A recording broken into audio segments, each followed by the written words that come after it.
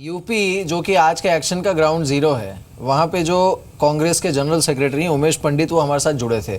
खैर पूरी बातचीत तो नहीं बता सकते, बड़ी रोचक की थी उन्होंने, लेकिन एक बार सुनते हैं उन्होंने जो कहा, क्योंकि उन्होंने जो कहा उसमें शायद कांग्रेस के भविष्य के लिए बहुत बड़ा संकेत भी है और संदेश भी है। सुनते हैं क्या कहा है उन्होंने।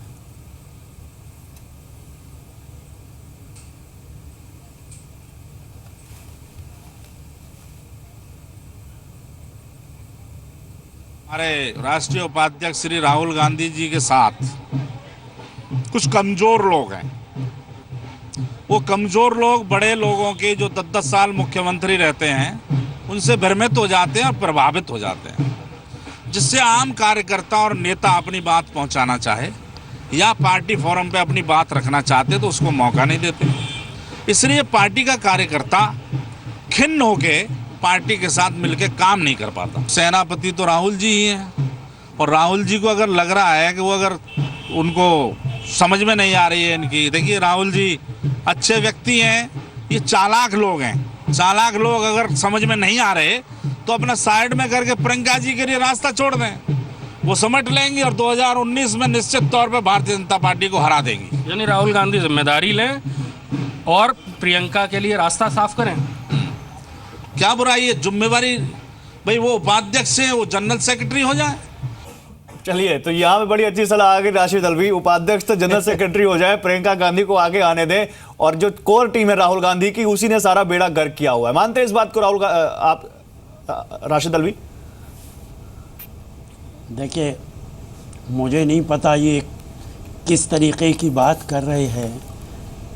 एक चुनाव हारने और जीतने से इस तरीके की बात करना बहुत निंदनीय है। 2004 में राहुल गांधी एक्टिव पॉलिटिक्स में आए, पहली बार एमपी बने, और 2004 में हमारे 150 एमपी थे जी। 2009 में उन्हीं की लीडरशिप में 200 से ज़्यादा एमपी आए थे, तब कोई नहीं बोला। एक चुनाव हारने से इस तरीके की बात करना, अपनी ही लीडरशिप पे टीवी चैनल शायद राशिद जी भूल रहे हैं 2014, 2015, 2016 हरियाणा, महाराष्ट्र, सर आपका एक एक गढ़ आपसे छिनता जा रहा है और आप कह रहे हैं कि उनकी लीडरशिप में हम आगे जा रहे हैं। देखिए राशिद जी, चलिए मैं आपके पास आता हूँ। इस बीच हमारे साथ और एक खास मेहमान जुड़े हैं, हमारे साथ नितिन गडकरी जी जुड़े हैं। एक मिनट, नितिन गडकरी जी हमारे साथ जुड़े हैं, एक बार उनका भी व्यू ले लेते हैं। नितिन जी, बहुत बहुत स्वागत है आपका जी बिजनेस पर। Thank you so much for joining us. ऐतिहासिक जीत आपको मिली है, पहले तो इसके लिए बधाई हो। क्या रहे मुख्य मुद्दे?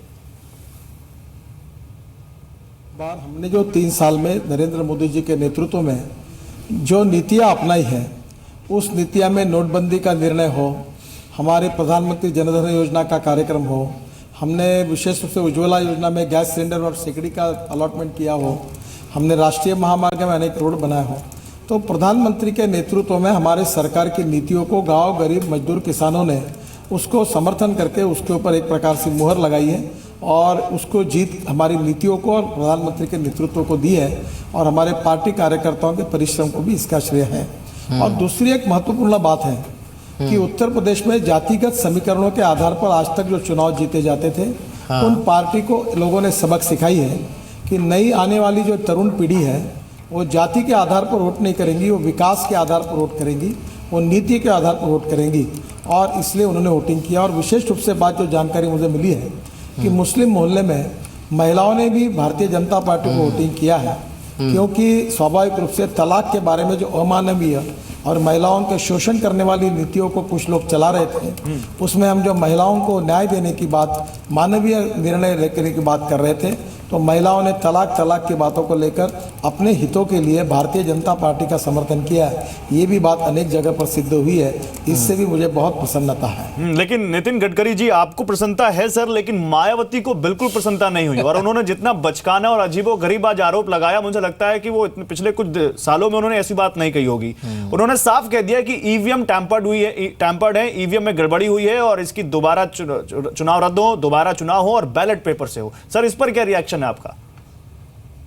हाँ जी, पहली बात तो ऐसी है कि मायावती जी जैसे बड़े नेताओं ने ऐसे हास्यास्पद बातें करना, ये मुझे लगता है ठीक नहीं है, ये उनके परिपक्वता का लक्षण नहीं है। चुनाव में कभी हार होती है, कभी जीत होती है, और हार होती है तो उसको स्वीकारना चाहिए। और हार स्वीकार कर अगले बार तैयारी करें। हमने भी अनेक हारें देखी है, और अगर हम यही करते तो पंजाब में हम चुनाव क्यों हारते हैं। और इसलिए मायावती जी की जो जातिवादी राजनीति है उसको लोगों ने नकारा है। इस बात को, वस्तुस्थिति को समझे और फिर से 2000 आने वाले लोकसभा चुनाव के लिए तैयारी करें, तो ये उनके लिए ज़्यादा अच्छा होगा। देखिए, गोवा में मनोहर पर्रिकर का जो एब्सेंस था वो भारी पड़ा है बीजेपी को। हाँ, ये तो बात ठीक है कि मनोहर पर्रिकर हमारे बहुत कद्दावर नेता गोवा के लिए है, और गोवा से वहाँ निकलने के बाद स्वाभाविक रूप से ये परिणाम दिख रहा है। पर ये बात भी, आपकी बात में कुछ तथ्यांश भी है। फिर भी हम लोग इस बार रीजनल पार्टी और इंडिपेंडेंट को साथ लेकर हम गोवा में अपनी सरकार बनाने में सफल होंगे, ऐसा मेरा विश्वास है।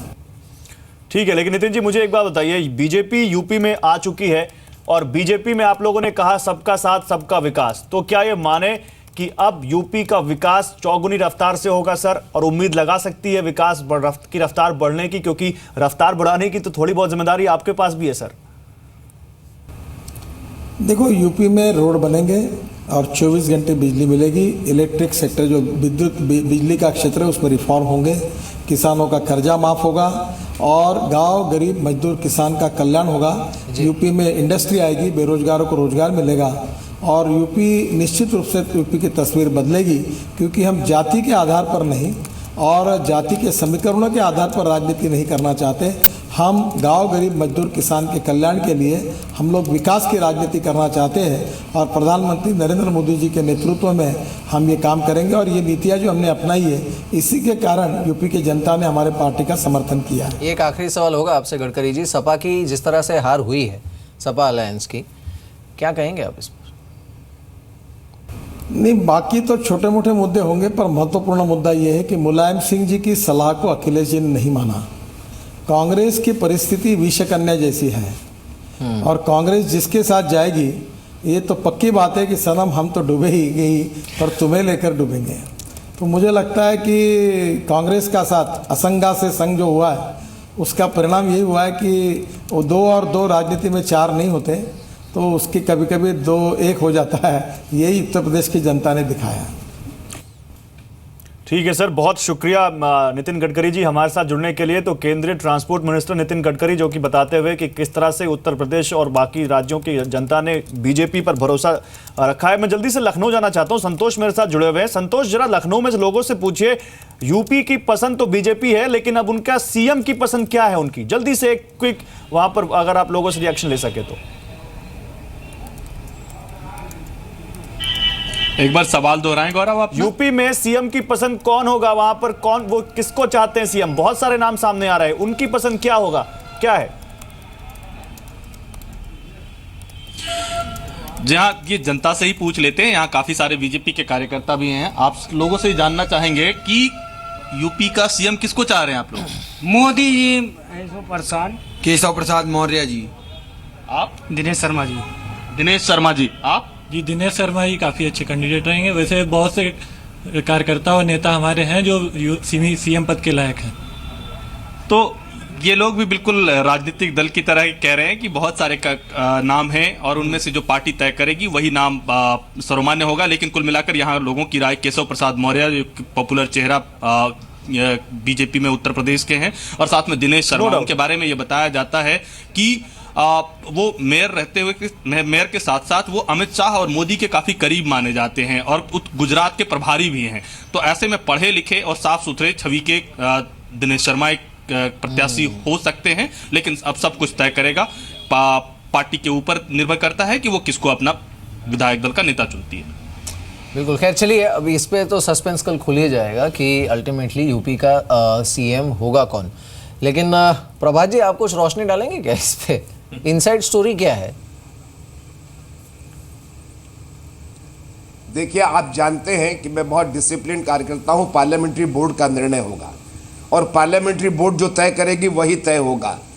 न मेरे कहने से कुछ होगा, ना आपके समझने से। हाँ, प्रश्न पूछा आपने, तो कल शाम को 6 बजे जब पार्लियामेंट्री बोर्ड का ब्रीफिंग होगा उसमें जरूर बताया जाएगा। सरकार बनाना कठिन था, मुख्यमंत्री चुनना कठिन नहीं है। सरकार बन गई तो मुख्यमंत्री भी भारतीय जनता पार्टी का ही बनेगा।